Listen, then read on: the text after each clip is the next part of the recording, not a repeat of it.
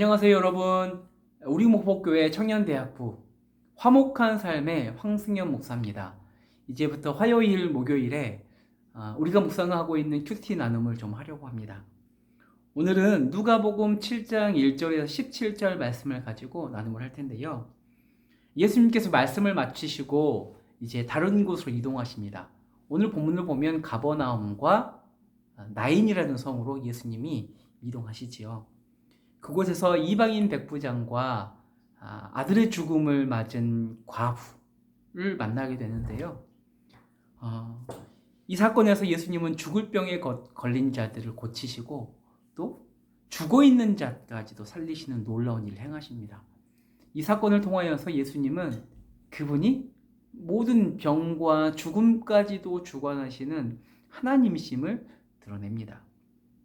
처음으로 이동하신 가버나움이라는 동네에서 예수님은 두 종류의 사람을 만납니다. 한 종류의 사람은 유대인 장로들, 그리고 이방인 백부장들을 만나게 됩니다. 이 유대인 장로들은 백부장의 청에 의해서 예수님께 찾아온 사람들입니다. 백부장이 사랑하는 종이 아파서 고민하고 있는 찰나에 예수님께서 가버나움에 오신 거죠. 그래서 유대인 장로들에게 예수께 나의 사랑하는 종을 좀 고쳐달라고 청해달라고 요청했던 그 장로들입니다. 그 유대인 장로들이 예수님께 나오는데요. 나와서 그들이 하는 이야기를 들어보십시오. 이 사람이 우리 민족을 사랑하고 우리 회당을 지었으니 돕는 것이 마땅합니다. 라고 이야기합니다. 무언가를 했으니 당신이 그 사람을 위해서 무엇을 하는 것이 당연한 것입니다. 라고 이야기합니다. 근데 여러분, 어떤 딜이 되려면 여러분 A와 B가 같은 무게가 되어야 되잖아요. 같은 조건이 되어야 되는 거잖아요. 근데 우리가 이 유대인 장로들이 하는 이 말투로 하나님께 기도할 때가 참 많다는 겁니다. 하나님, 내가 이만큼 했습니다. 이제 나에게 좋은 것 주실 거죠.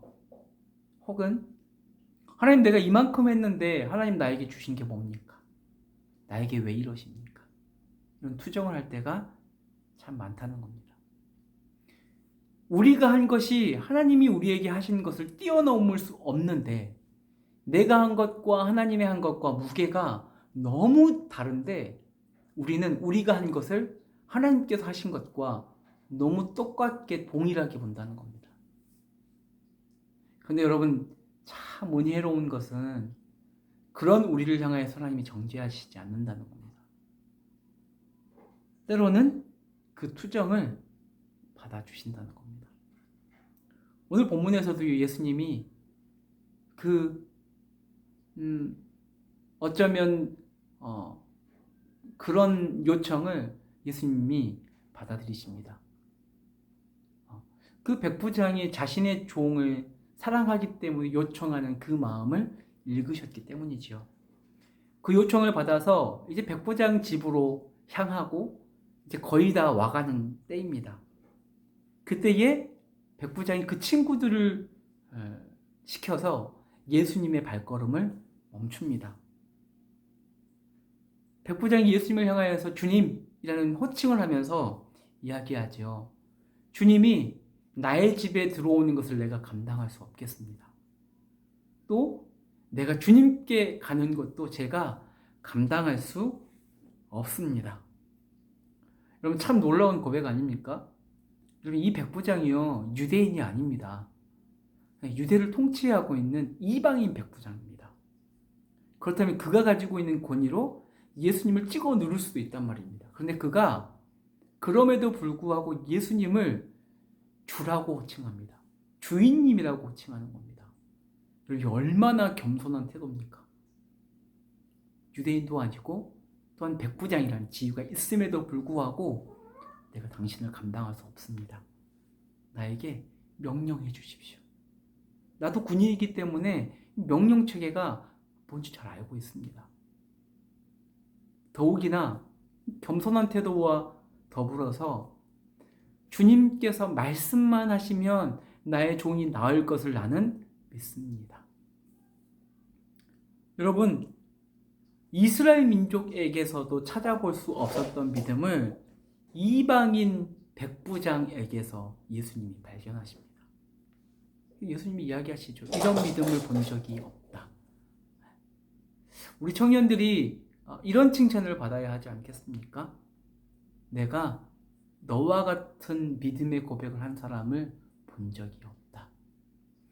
여러분, 믿음은요, 자신의 공로를 늘어놓으면서요, 당연한 것처럼 무언가를 요구하는 것이 믿음이 아닙니다. 예수님에게 전적으로 주권을 내어드리고요, 그것이 이루어지든 이루어지지 않든 그것을 그저 기다리는 겁니다. 믿음은 요구하는 것이 아니라 그분의 주권을 인정하며 내어드리는 것. 당신이 나의 주인입니다 라고 말하는 것이 하나님께서 기뻐하시는 믿음이라는 겁니다. 여러분, 여러분들의 삶에서 여러분들 얼마나 여러분들이 예수님이 주님이라고 말하는 그 주인의 역할을 주님께 드리고 계십니까? 이제 가버나움을 빠져나가서 예수님께서 나인이라는 성에 가십니다. 아들을 잃은 과부의 슬픔을 위로하시지요. 여러분, 예수님의 발걸음을 보면 예수님은 늘 연약한 자들, 슬픔에 잠긴 자들에게 그의 시선을 향하신다는 겁니다. 여러분, 그 시선이 교회, 성도인 우리에게 이식되어야 합니다. 연약한 자들, 슬픔에 잠겨있는 자들을 위로하는 것이 성도이고 교회입니다. 예수님은 우리의 아픔을 공감하시는 분이시지요. 예수님이 우리의 아픔을 공감하시지 않으셨다면 우리에게 오시지 않으셨을 겁니다. 예수님이 장례를 치르고 있는 그에게 가까이 다가가십니다. 슬퍼하고 있는 과부를 보시고 하나밖에 없는 그 아들, 하나밖에 없는 가족을 잃은 그 과부를 보시고 불쌍히 여기십니다. 그리고 그 장례를 멈추시고 관에 손을 얹으십니다. 여러분, 관에 손을 얹는다는 것은 여러분 시체에 손을 닿게 한다는 것은 부정해진다는 사실이거든요. 근데 그 부정해진다는 사실을 개의치 않으시고 관에 손을 대시고 그 관에 있는 청년을 향하여서 일어나라고 이야기합니다. 그때에 죽은 아들이 일어나 앉아서 이야기까지 하게 되는 역사가 일어납니다. 아들의 장례식이었던 그날이 아들이 다시 태어나는 생일날이 되었습니다.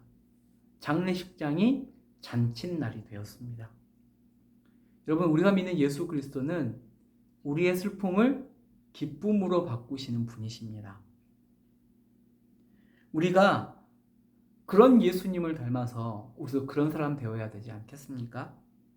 불난 집에 기름 붓는 사람이 아니라 불을 꺼주고 눈물을 닦아주고 할 수만 있다면 그 슬픔이 기쁨으로 변하게 할 수 있는 예수 믿는 청년들 되어야 하지 않겠습니까? 내가 힘드니 너도 당해봐라. 혹은 나도 힘든데 너까지 챙기기가 너무 힘들다. 여러분, 그 변명에서 조금만 물러나십시오. 그리고 여러분 옆에 있는 사람을 향하여 사랑의 말을 건네주고 위로해 주십시오. 그러면 여러분 안에 일하시는 성령님이 여러분들을 통하여서 그들을 위로하시고 그들에게 힘이 되어 주실 겁니다. 또한 마지막 날 주님이 칭찬하실 겁니다. 이 같은 믿음을 본 적이 없다. 그 칭찬을 쟁취하는 여러분 되시기를 소망합니다. 기도하겠습니다. 하나님 감사합니다. 오늘 우리 청년들과 함께 말씀을 나눴습니다. 가버나움에 가셔서 사랑하는 종을 고치셨던 예수님,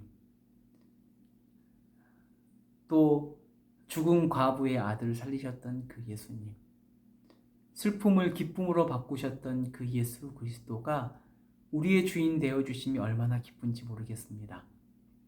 그 주님을 온전히 신뢰했던 이방인 백부장과 같은 믿음이 우리의 믿음 되게 하여 주시고, 내 인생 가운데 어려움이 있고 슬픔이 있더라도 언젠가 그분이 그 슬픔을 기쁨으로 바꾸실 것을 확신하며 걸음 한 걸음 내딛게 하여 주시고, 또 그저 나만 기쁨의 날을 보내는 곳에서 끝내지 않게 해 주시고, 내 주변에 슬픔을 겪고 있는 자들이 있다면 그들에게 다가가셔서 예수님이 그러셨던 것처럼 그들의 슬픔을 기쁨으로 바꿀 수 있도록, 그들을 위로하는 자 될 수 있도록 인도하여 주십시오. 그래서 주님께 칭찬받기를 소망합니다. 이런 믿음을 본 적이 없다, 이런 청년들을 본 적이 없다 하는 칭찬이 우리 청년들 위에 쏟아질 수 있도록 인도하여 주십시오. 감사합니다. 예수님의 이름으로 기도드립니다. 아멘.